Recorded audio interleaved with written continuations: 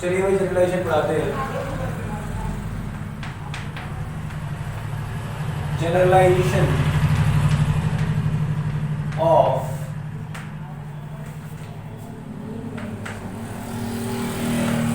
Problems कह देता हूँ यार, problems on pair of linear equations in two variables. चलिए भाई क्या है, मान लीजिए यार मेरे पास में जो इक्वेशन है, late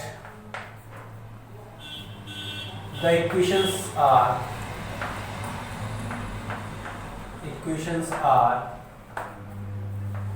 ax1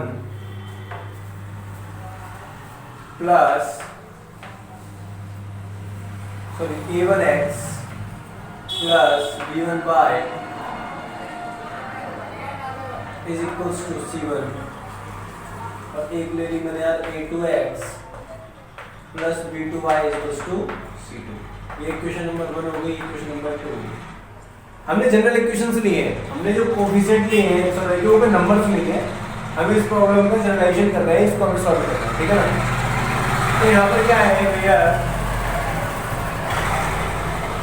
a1 a2 b1 b2 c1 c2 are real numbers, ये सब रियल नंबर्स हैं, एंड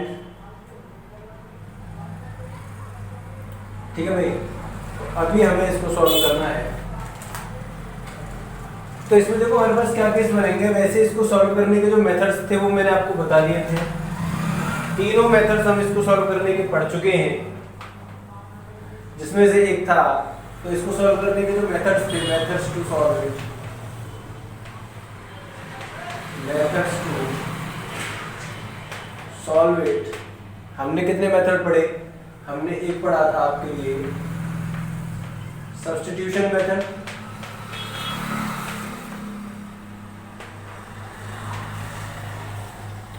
एक हमने पढ़ा था आपके लिए इसमें elimination method,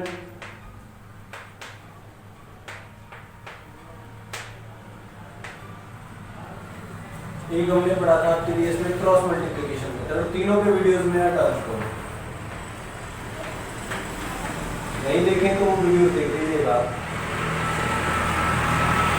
cross multiplication method, और एक जो मेथड होता है वो है ग्राफिकल मेथड,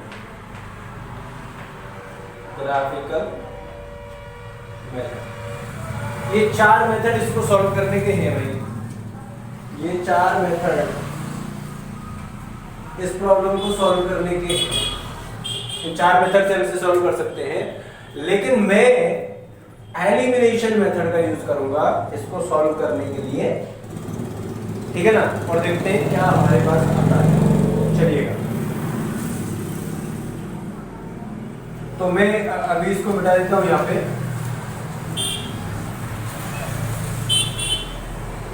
देखिएगा Manish ji,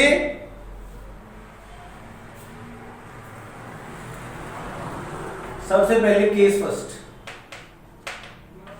when a1 a2 b1 b2 and c1 c2 all are different। पहला केस ये है कि ये सारे नंबर जो है ये सब डिफरेंट है, अलग अलग है। उस केस में हम क्या करें यार, उस केस में तो जनरल हम जैसे करते आए हैं वैसे ही करेंगे। तो एलिमिनेशन के लिए मैं क्या करूं बताओ, पहली वाली इक्वेशन में मैं x के या y के वेरिएबल मुझे सेम कर लेना है एक का, तो एलिमिनेट हो जाएगा। तो हम क्या करें, एक बार मैं इसमें a2 का मल्टीप्लाई कर देता हूं और इसमें a1 का, तो x के दोनों कोफिशिएंट को मैं सेम बना लेता हूं, है ना। तो ये दोनों सेम बन जाएंगे। तो मैंने क्या कहा multiply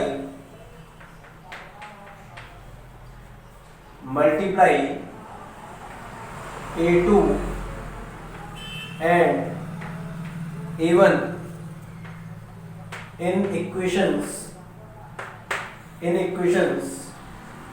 1 and 2 respectively। Equation number 1 और इक्वेशन नंबर 2 में मैं A2 और A1 से मल्टीप्लाई कर रहा हूँ रेस्पेक्टिवली, तो मुझे क्या रिजल्ट्स मिल जाएंगे, देखिए जरा क्या मिल जाएगा भाई मुझे।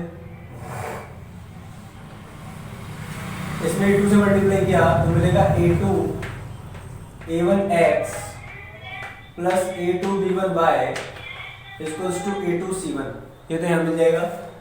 इसमें मैंने A1 से मल्टीप्लाई किया तो A1 A2x plus A1 B2y equals to A1,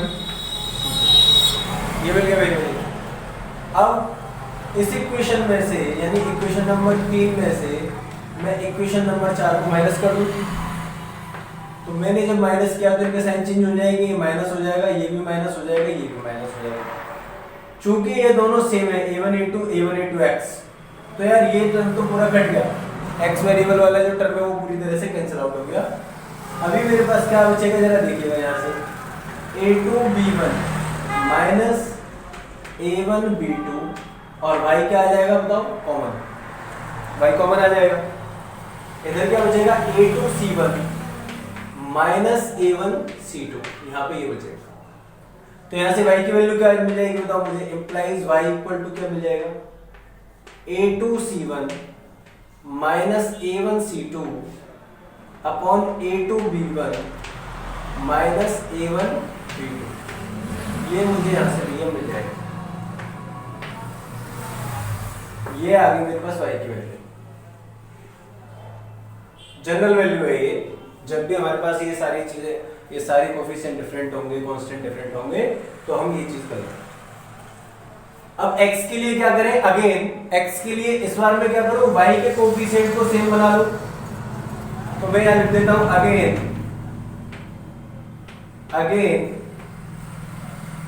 multiply. देखो y की वैल्यू को आप उसमें रख के किसी एक इक्वेशन में फर्स्ट या सेकंड में x की वैल्यू पा सकते हो, लेकिन वो थोड़ा टिपिकल कैलकुलेशन हमारे लिए हो जाएगी, इसलिए हम दोबारा से एलिमिनेशन मेथड लगा रहे हैं। इस बार हम y को खत्म कर देंगे। तो again multiply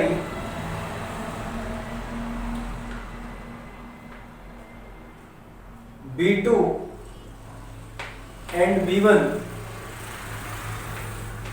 in equations 1 and 2 respectively। तो मैंने B2 और B1 से इनमें मल्टीप्लाई कर देना है। अब मैं B2 से पहली इक्वेशन में मल्टीप्लाई करूंगा तो क्या मिलेगा, वैसे मुझे पहली वाली इक्वेशन में मैं B2 से मल्टीप्लाई करूंगा तो मिलेगा मुझे B2 A1x plus B1 B2y equals to B2 C1, कितने मिलेगा। और मुझे क्या मिलेगा, नीचे वाली में B1 से मल्टीप्लाई करूंगा तो B1 A2x plus B1 B2y equals to B1 C2, ये मिल जाएगा। इसको मैं कहता हूँ इक्वेशन नंबर 5 और इक्वेशन नंबर 6। अब इक्वेशन नंबर 5 में से इक्वेशन नंबर 6 को आप माइनस करिए तो आपको साफ समझ में आ रहा है कि y के कोफिशिएंट एकदम सेम बन गए, तो दोनों y के टर्म कट जाएंगे एक दूसरे से। तो आगे क्या आएगा देखिए, इधर देखिए, मैं इधर का बता दूं, ये लिख लिया, ये वाला बता दूं, ठीक। तो मैं ये वाला मिटा देता हूँ इधर से।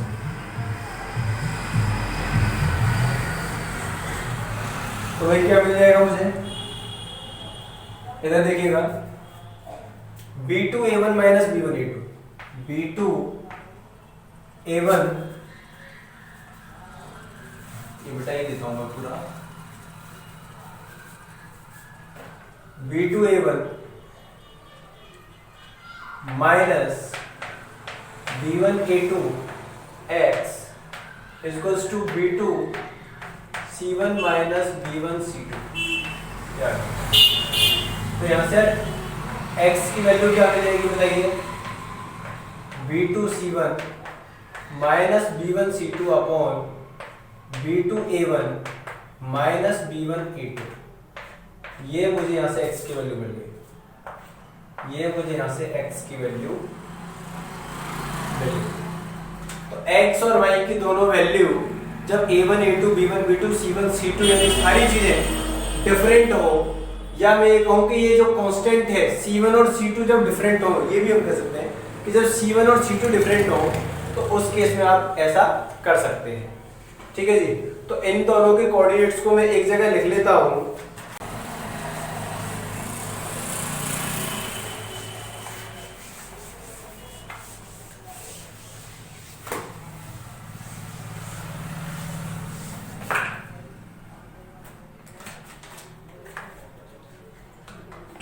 अब देखिए इसके डिफरेंट डिफरेंट चीजें हम पढ़ेंगे। तो केस फर्स्ट, अब मैं यहां पे आपके लिए लिख रहा हूं यार स्पेशल केसेस, ठीक है ना। लाओ चौक दो वाइट, ठीक है। तो यहां पे देखेंगे आप case 1 when c1 is equals to c2, यानी दोनों इक्वेशंस में कांस्टेंट क्या है, सेम है। तो उस कंडीशन में क्या होगा देखिएगा, हमारी इक्वेशन क्या हो जाएंगी बताओ, a1x b1y equals to c, एक इक्वेशन बन जाएगी, और दूसरी बन जाएगी a2x plus b2y equals to c, क्योंकि c1 और c2 सेम हो गए।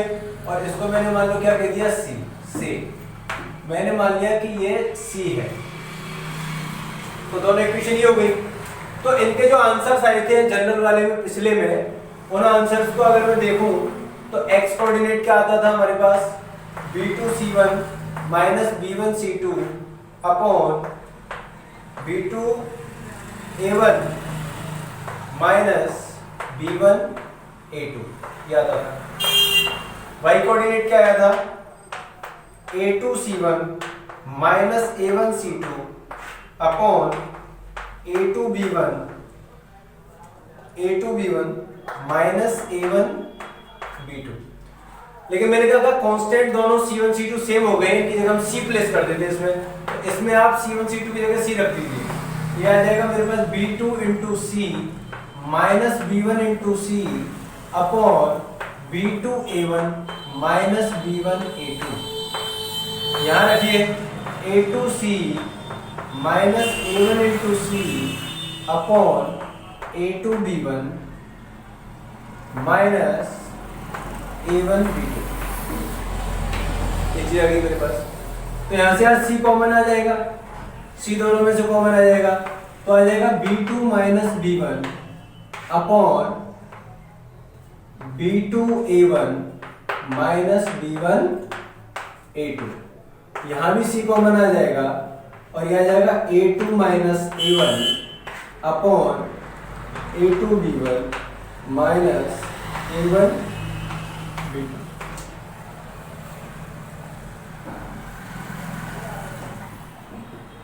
तो ये हमारे क्या हो गए, ये हमारे जनरलाइजेशंस हो गए। तो ये हमारे क्या हो गए, जनरलाइजेशंस हो गए। चलिएगा,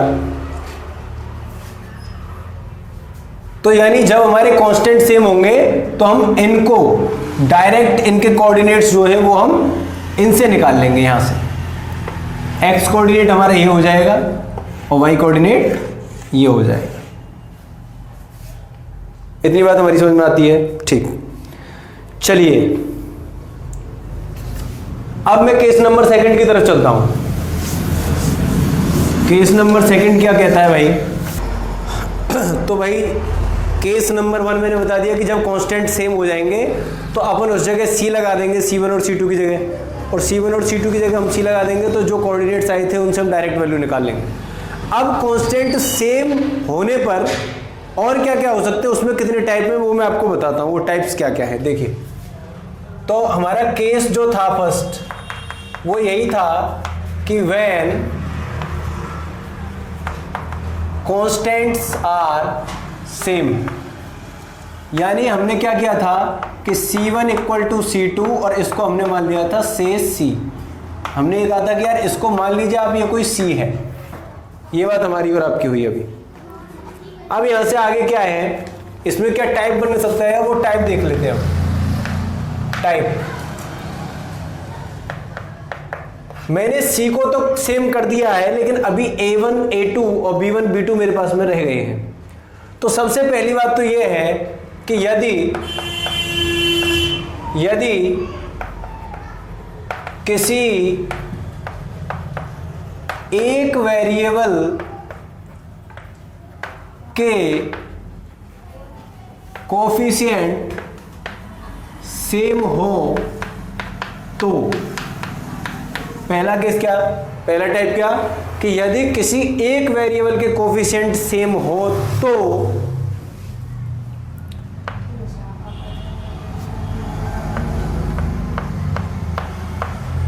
दूसरे वेरिएबल की वैल्यू 0 होती है, 0 होती है। ये टाइप 1 में हम देखें। तो देखिए भाई, मैं इसको दिखा रहा हूं कैसे होती है। हमारे पास में कोऑर्डिनेट जो थे वो क्या थे बताइए, x equals to c common आ गया था, अभी c कांस्टेंट वाले केस चल रहा है, c कॉमन आ गया था, तो हमारे पास बना था b2 minus b1 upon b2a1 minus b1 a2, और y कोऑर्डिनेट बना था a2, यहाँ भी c कॉमन आ गया था, a2 minus a1 upon a2 b1 minus a1 b2।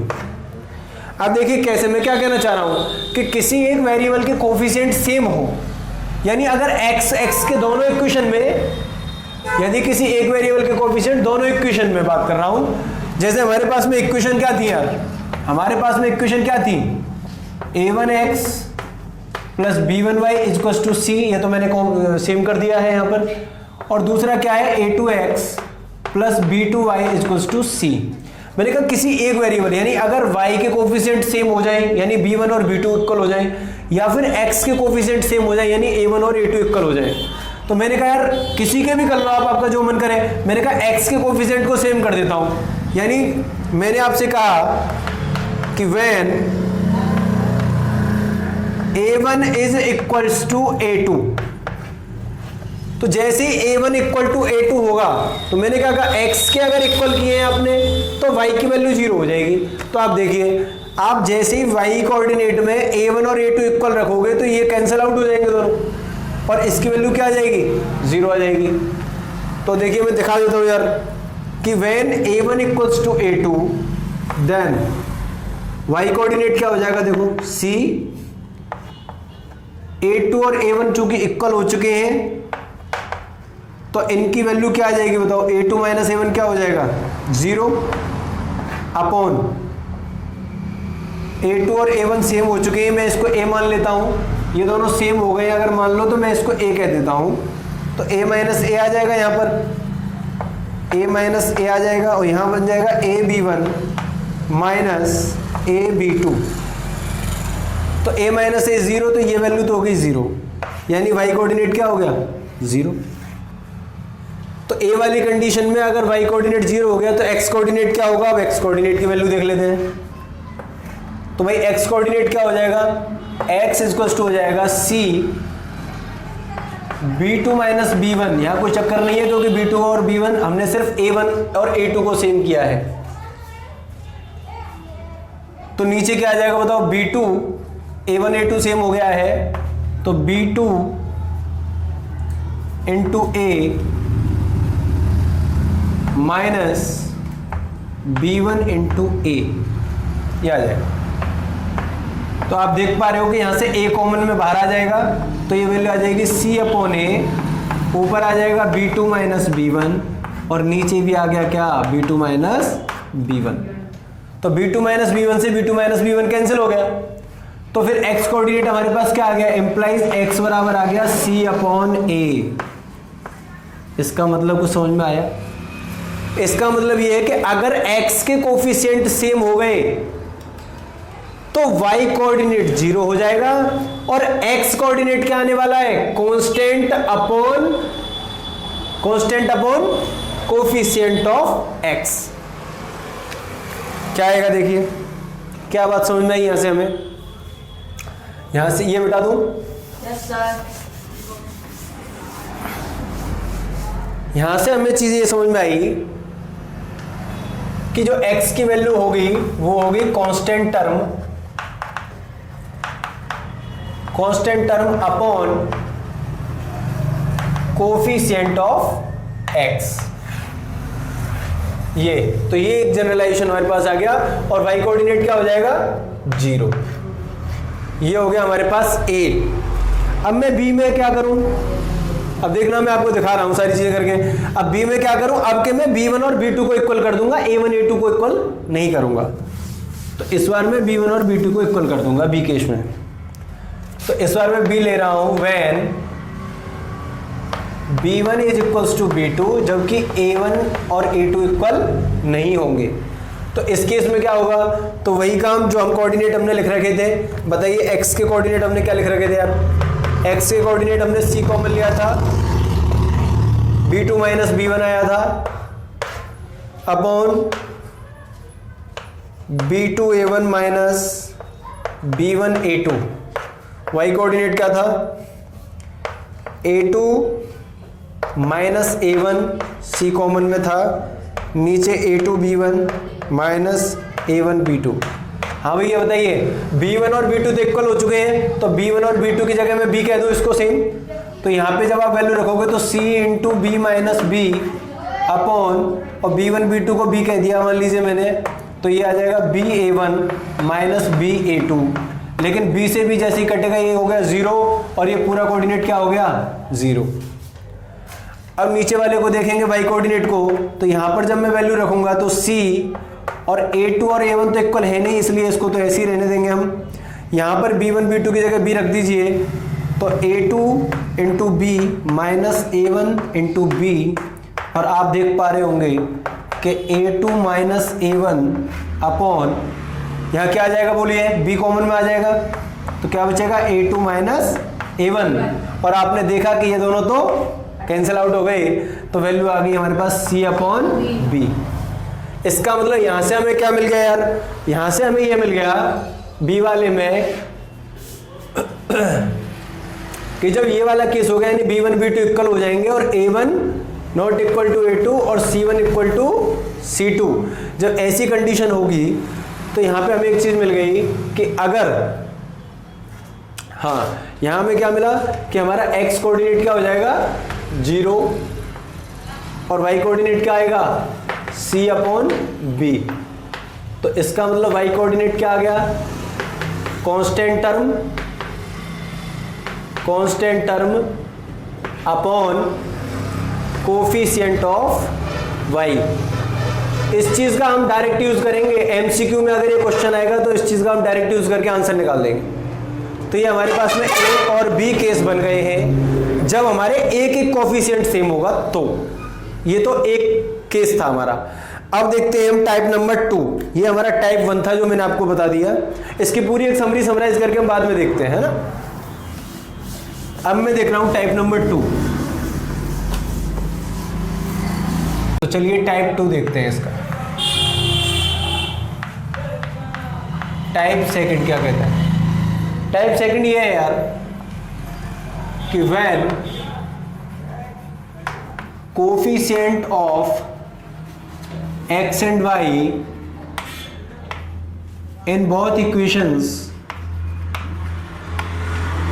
are interchanged, यानी जब x और y के कोफिशिएंट इंटरचेंज हो। कैसे? ऐसे देखिए कैसे।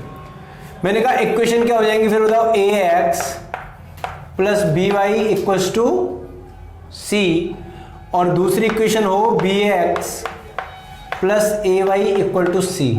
तो आप यहां देख पा रहे होंगे कि x का, इस वाली इक्वेशन में x का जो कोफिशिएंट है वो यहाँ पे y का कोफिशिएंट, यहाँ पर जो y का कोफिशिएंट है वो यहाँ x का कोफिशिएंट है। अच्छा वैसे आप क्या कहते थे? इसको आप क्या कहते थे? a1, यार इसको आप क्या कहते थे? a1, इसको b1, इसको a2, इसको b2। तो यहाँ आपको दिख रहा है, हियर आपको नजर आ रहा है कि a1 is equals to b2 is equals to a।